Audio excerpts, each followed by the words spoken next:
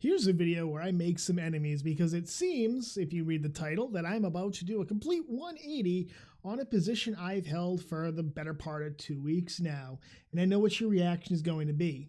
You are part of the Rebel Alliance and a traitor. But that's not the case here. Not by a long shot.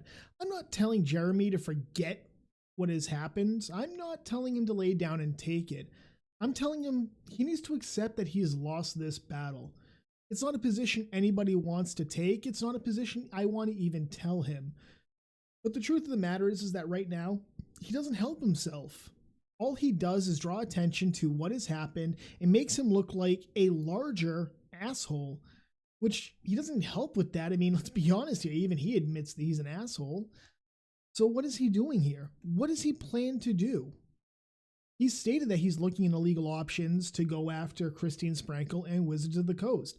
By continuing to talk about this, by continuing to any person who's normal, I guess you could say, somebody who's not invested in either side, it looks like he's crying, he's whining, he's call it what you will. What matters is the perception here.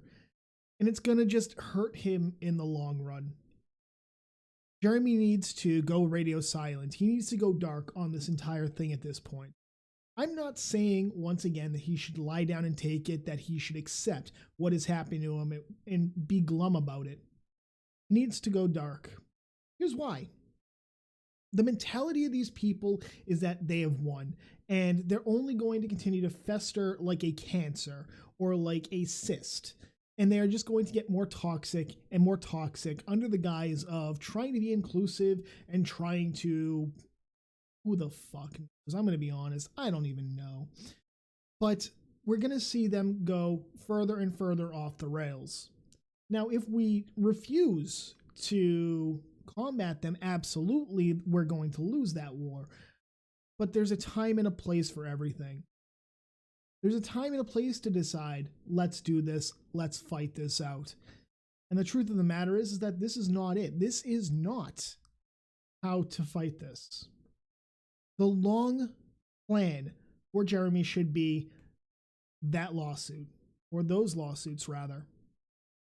He needs to buckle down. He's going to have to take a few hits. He's going to have to turn off his inner Donald Trump and respond to every small slight, because that's what these people do. They take every small slight against them or a friend and they blow it out of proportion. And when they do that, we react to it. The less we react to, the more they realize they don't have as much power as they thought they did. And once that happens, they lose everything. These people are sociopaths. These are people that were not raised in a loving, nurturing family for the most part. Yeah, some of them had it. I don't know where their parents went wrong. Maybe they weren't beaten enough, but there you go.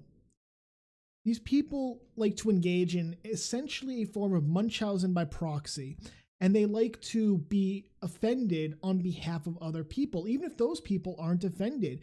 We see this all the time with the attacks against minorities who don't toe the party line. What? You don't support this Democratic candidate? When they go after Ben Carson or Herman Cain, you know, Uncle Tom and whatnot, you're either part of the collective or you're ostracized. Fine, let them do it. They only hurt themselves in the long run. But what Jeremy is doing is hurting himself as well. I'm not a lawyer, but one of the things I have learned, having dealt with legal cases, having brought my own lawsuits against people, is you don't talk about it. You don't focus on it like he has. Sure, I talked about my lawsuit against Hewlett Packard at the time, but that was because I knew what I was doing. Maybe not as much as I'd like to believe, but I had a plan, and I understand he has a plan as well. But his plan makes no sense when you look at it from a larger context. He's not going to be ending this in a month or two. This is probably going to last at least a year, possibly up to 3. Who knows? And his first target is going to be Christine. So when she decides to fight this, he's giving her a bunch of ammunition to work with. You notice how she's shut up, or she's gone into lockdown mode. He's got nothing that he can use against her right now, really. But he's giving her a bunch of ammunition to use. If Jeremy wants to win, he needs to stop channeling his inner Trump. See, he's going to have to go after Christine first. He can't go after Wizards first. And the reason he has to go after Christine is he needs to establish that she lied, and everything that came after that was on that lie. The foundation was that lie. If he can rip the foundation out, he can pretty much win whoever he goes after. In order to do that, it's going to take a lot of money. He wants to be able to show us that he's worth the time investment, the money investment. He needs to be willing to take a few lumps. Jeremy's not a thin-skinned individual. He's not. We've seen that constantly. The problem is that he, like anybody else, has pride. He has an ego. It needs to be fed. And when it's hurt, and he needs to respond. That's the impulsive reaction from everybody, especially the social justice warriors going after him. Their entire base is predicated on feelings over reason. They allow their emotions to guide them. Jeremy needs to use that to his advantage. By doing that, he needs to stop giving them what they want, which is attention. That's what these people want. They want attention. They crave it, whether it's good or bad attention. Any press is good press, as they say. He's going to have to go after Christine first, though. And once he does, he's going to have to file in the federal court system. At best, that's an at best scenario.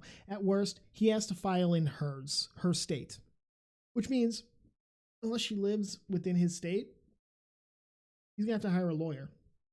First thing the lawyer's going to say, shut up about it. They're going to have to fight it out.